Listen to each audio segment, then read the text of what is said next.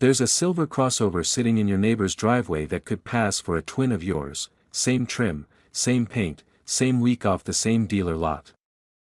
Fast forward 9 years, and her driveway is empty while yours still has that same car parked in it, title buried in a kitchen drawer under a pile of takeout menus. Here's the detail that should sting: she had the lower monthly payment. Not by a small margin either, about $130 less every single month, for 9 straight years. She won that math 108 times in a row, and it ended up costing her something like $32,000. Neither of you did anything reckless. Nobody drove off in a Lamborghini. Nobody got hustled at some lot with an inflatable tube man dancing out front. You both walked into a completely normal dealership, sat in the same uncomfortable chair, and picked whatever option the finance manager suggested made the most sense. That right there is the entire problem. I'm Yank, and I've spent a genuinely unreasonable chunk of my adult life poring over lease contracts built specifically so nobody would actually read them. If you're staring down a car decision this year and the numbers refuse to add up no matter how you shuffle them, hit subscribe and tap that like button, because today we're breaking down the real math on buying versus leasing in 2026, including the one scenario where leasing actually wins mathematically, something almost nobody will admit to you honestly. Let's start with what's actually changed, because most of what you've heard on this topic is based on numbers from a completely different economy. The average new car in America today sells for $49,855. That's not the luxury tier, that's the average. Tariffs tacked on roughly 10.4% of that over the past year, and there's no expiration date on them. So whatever number you had in your head from 2 years ago, add 10% and try not to wince. The average new car loan payment now runs $770 a month. The average lease payment sits at $619. And 1 in 5 buyers is signing for more than $1,000 monthly. Before you assume everyone's managing fine, they're not. 30.9% of trade-ins this year came in underwater, with the average owner owing $7,183 more than the car was actually worth. Repossessions hit roughly 1.73 million in 2024, the highest total since 2009.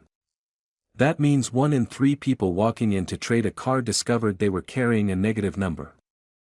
None of that changed the actual answer to the buy versus lease question. What it changed is the price tag attached to getting that answer wrong. Keep 2 people in mind for the rest of this, because every blanket rule you've ever heard about leasing gets one of them completely wrong.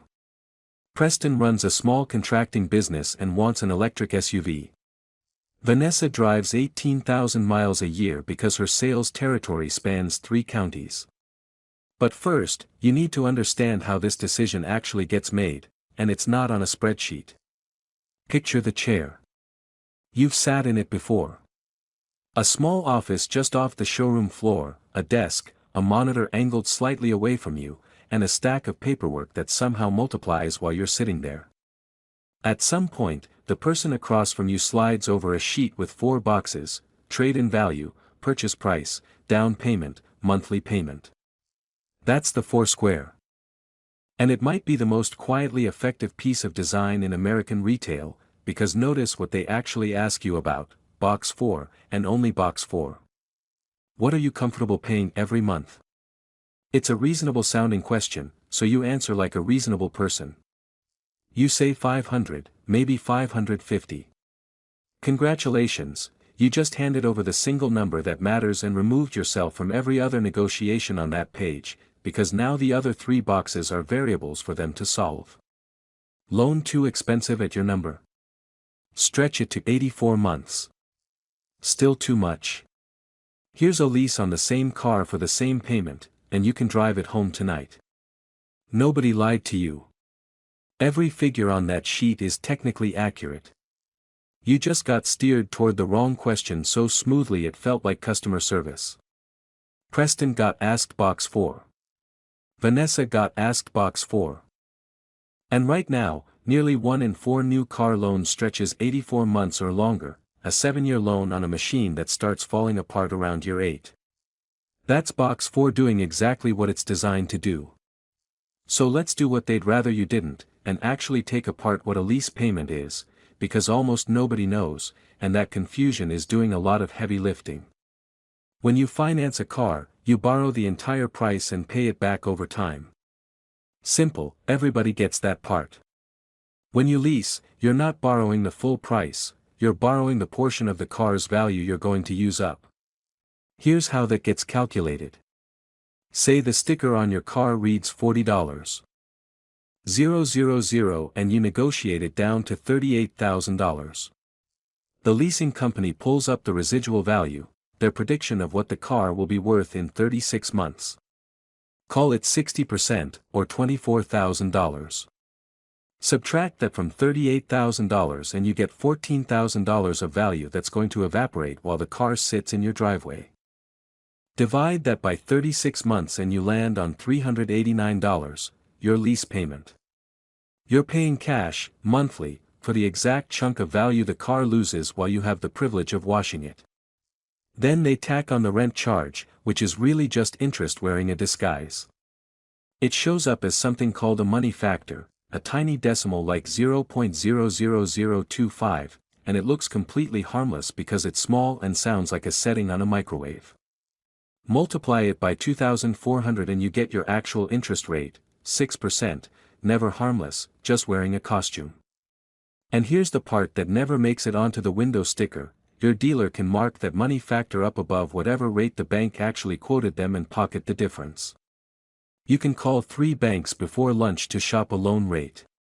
On a lease, you probably didn't even realize there was a rate to shop in the first place. Add it all up and you're paying depreciation plus interest on both the full price and the residual, plus an acquisition fee, plus tax. What you're actually buying isn't a car, it's the steepest, most expensive 3 years of owning one. Then you hand back the cheap remaining years like you're returning a library book. Depreciation isn't a straight line, either. Your car loses 15 to 20% of its value in the first year alone, and by year 5 the average loss sits at 41.8%. Years 1 through 3 are a cliff. Years 6 through 12 are a gentle downhill stroll. Leasing signs you up to climb that cliff over and over, on subscription, forever, and you never once get to enjoy the stroll. Which brings us to the word doing the most work in this video's title, and it's the one in quotation marks. None of this is actually new. Leasing has always meant buying the cliff, that hasn't changed since your parents got talked into it. What's new is that the cliff just got 10.4% taller thanks to tariffs. Climbing it now costs you 6.4% instead of 3%. And in September 2025, the one legitimate reason to lease died inside a single piece of legislation. Same trap, just repriced. Now let's go back to those 2 driveways, because it's time to actually run the numbers. We'll call your neighbor Marlene. She's 34, works as a dental hygienist, and has never once been late on a payment in her life. We'll call you Dexter, because you need a name too if you're headed into a spreadsheet. You both want the same crossover. Sticker price is $40,000, negotiated down to $38,000. You buy. You put $5,800 down, right around the national average, and probably close to what's sitting in your savings account that you're willing to part with. You finance $32,200 at 6.4% over 60 months. Your payment comes out to $629. Over 5 years you pay $37,716 total, of which about $5,500 is pure interest, the fee for not having $38,000 lying around. Add the down payment and you've spent $43,516. Then month 61 rolls around, and something happens to you that never happens to Marlene: nothing. No email, no autopay, no $629 leaving your account on the 4th. You keep driving the same car to the same job, and the money just stays. Marlene is actually ahead of you for now. She put $2,500 down and her payment is $501, so she's beating you by $128 a month, plus she's got a nicer infotainment screen. 36 months later, she hands back the keys, pays a disposition fee, puts down another $2,500, and signs for the newer version of the same car. Except that car costs more now, because everything does, and the residual values didn't move in her favor. Lease number 2 runs about $560. 3 years after that, lease number 3 runs about $625. Her payment climbed 25% while yours dropped to 0, and she never had a single conversation about it, because it never arrived as a bill. It arrived as new car smell. Add up her 9 years, $60,696 in total payments, $7,500 across 3 separate down payments, and roughly $800 in disposition fees, and that's being generous, assuming one got waived. Marlene's 9-year total comes to about $69,000. Yours is $43,516. That's a cash gap of roughly $25,500, and you still have a car. It's 9 years old, higher mileage, has a coffee stain on the passenger seat and some real history to it, and it's worth around $10,500. Marlene has a folder full of paperwork. Factor in the car's remaining value and the raw gap widens to about $36,000. Let's be fair here, though, because otherwise this whole comparison falls apart. Marlene drove 3 cars that were never older than 3 years and always under factory warranty. She never bought tires at year 7, never got the call about a failing water pump, never sat in a waiting room with a vending machine and a TV bolted to the wall playing a home renovation show. You did, call it $4,000 in repairs she genuinely avoided. Subtract that, and you're still ahead by roughly $32,000. Sit with how that happened, because nobody made a mistake here. Marlene never bought a car she couldn't afford and never missed a payment. She just answered box 4 honestly, 108 times in a row. And if you took that $32,000 and dropped it into a broad index fund, then left it alone for 20 years at 7% growth, it turns into roughly $124,000. That's not a car anymore, that's the difference between retiring on your own timeline and retiring when your knees make the decision for you. Your money didn't just sit there, it kept compounding quietly while she was signing lease number 4. If you've ever run your buyout number at the end of a lease and been genuinely shocked by what you found, drop that story in the comments, because those examples teach better than any spreadsheet I could build. And stick around for Preston, because he's about to be the one person in this video who actually should sign a lease. Oh, and all of that math assumes Marlene never drove a single mile over her limit. The average leased vehicle gets turned in with about 36,954 miles on a 36,000 mile allowance, meaning if you're average, you're already over before you even park it. Which brings us to Vanessa, and this is where things stop being funny. Remember, she covers 3 counties and drives 18,000 miles a year. She took the 12,000 mile allowance because it came with the payment she liked, and because sitting in a windowless office, an extra 6,000 miles a year sounds like a rounding error. You'd have made the exact same call. Over 3 years, she racks up 54,000 miles against a 36,000 mile limit.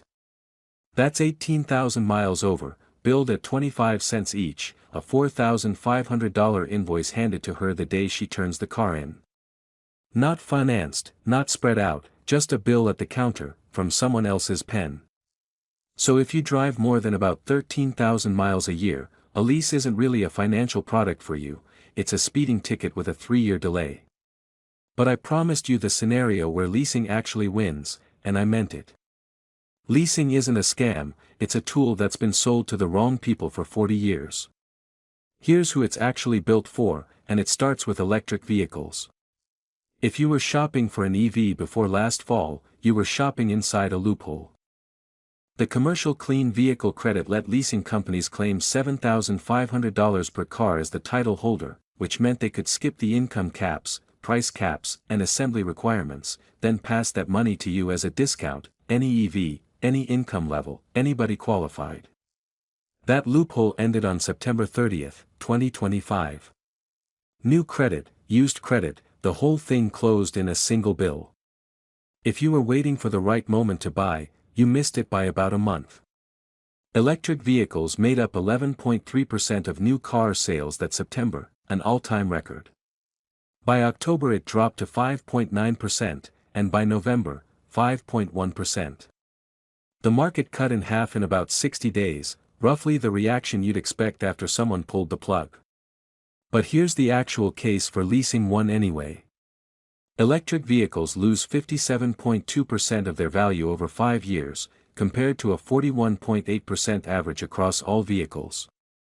That's not because they're bad cars. Battery technology improves roughly every 18 months, which makes a 3-year-old EV feel like a phone with a physical keyboard. Charging standards keep shifting underneath everyone, and nobody's agreed on a reliable way to prove a used battery's health to a stranger. So look at what you're actually signing when you lease, a contract where someone else agrees to absorb the depreciation on a category of vehicles shedding 57% of its value. That's not a trap, that's the entire reason the leasing model exists. Which is exactly why Preston is the one person here who should sign. He won't buy that electric SUV outright, because he'd rather not own an asset with a 57% decay rate bolted to the floor. So he does the thing you shouldn't, he leases. And because manufacturers are self-funding incentives to replace the tax credit the government just killed, Honda putting $7,500 on the hood, Hyundai and Kia going as high as $10,000, he claws back most of what he would have lost. Then he deducts the business use portion, since he genuinely uses the vehicle for work. A fast depreciating asset, a manufacturer paying him to take it off their hands, and a legitimate tax deduction, that's the honest case for leasing. Notice how little it resembles your situation, which boiled down to box 4 simply sounding friendlier. Now let me describe what your version of this actually feels like, because it's not really a spreadsheet problem. A permanent car payment doesn't feel like a crisis, that's exactly what makes it work. It feels like a utility bill. It clears, you barely notice, and life goes on. You're not lying awake at 2 a.m. panicking over $600. You're lying awake at 2 a.m. 11 years later, wondering why you've been continuously employed since age 24 and still don't own a single thing outright. Marlene never had a bad month, not one. That's the real horror of it. Nothing ever became visibly unaffordable. Nothing bounced. There was never a single moment where a sensible person would have paused and reconsidered. You'd have done exactly what she did. The cost got spread so evenly across 9 years that it never once registered as damage. It shows up as a text message from the dealership saying your lease matures in 90 days, and would you like to come see what's new? And you're never going to say no, because the alternative is not having a car. If watching this has you wondering how to build something that generates income instead of quietly draining it, I run a community where we walk through building a faceless YouTube channel from scratch, links are below. I'd rather see you build an asset than lease one. Because here's the bigger, systemic piece, and it isn't really about leasing at all. This industry doesn't sell you cars, it sells you monthly payments. Every financial mechanism invented in the last 15 years exists to make a big number look small by stretching it sideways. Subprime 60-day delinquencies hit 6.9% this past January, the highest in a data series going back to 1994, higher than during the 2008 financial crisis. And nobody sitting across that desk from you is your enemy, exactly. Your finance manager gets paid on products sold. The dealership gets paid on volume. The manufacturer needs that unit gone by the end of the quarter. Not a single person in that building earns $1 the moment you say no thanks and drive your current car another 3 years. That's not a conspiracy, it's an incentive structure, and it explains the Foursquare better than malice ever could. Now let me address the 3 objections I can already hear coming. First, leases include maintenance. Mostly, they don't. A handful of brands cover limited scheduled service, and anything genuinely expensive during those years would have been under factory warranty anyway, whether you leased or bought, you're being sold coverage you already had. Second, one-pay leases and advertised specials beat this math. The one-pay option genuinely is better, since the money factor applies to a smaller balance, but you're handing over every dollar up front while building zero equity, and if the car gets totaled in month 4, you'll learn a lot about how Gap Insurance treats prepaid cash. The advertised specials are usually a stripped-down trim in a color nobody ordered, with $4,000 due at signing buried in the fine print. Third, buying used just means inheriting someone else's problems. Sometimes, sure. But the depreciation cliff already happened to that someone else, that's the entire point. The catch is that used car loans average 11.4% instead of 6.4%, so your win is smaller than the internet promised. It's still a win. So here's your actual decision rule, and it isn't really buy or lease, it's how many payment-free years you're willing to give up. That's the whole thing. You didn't beat Marlene because buying is morally superior.